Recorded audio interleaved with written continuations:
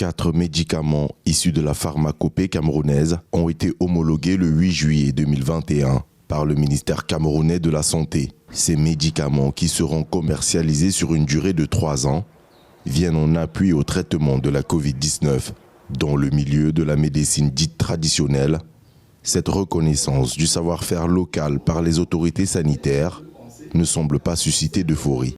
On n'a pas homologué cela comme étant des médicaments, plutôt comme étant des adjuvants. Donc, le saluer, ça voudrait dire qu'on ne reconnaît pas déjà cela comme étant des entités thérapeutiques.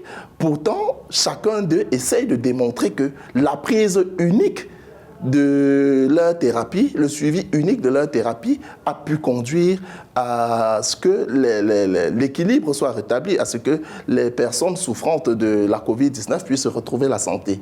Donc, ça fait que ça ne vient pas ici comme étant un bras tendu, c'est en quelque peu une insulte à tout le travail qu'ils ont mené en amont.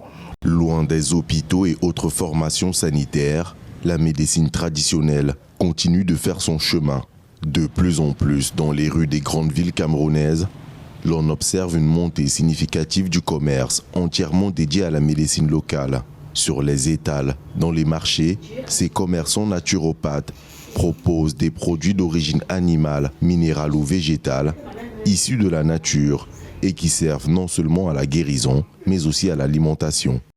La médecine moderne n'est pas complètement négative. La seule chose que nous demandons, c'est que la médecine naturelle doit prendre le pivot.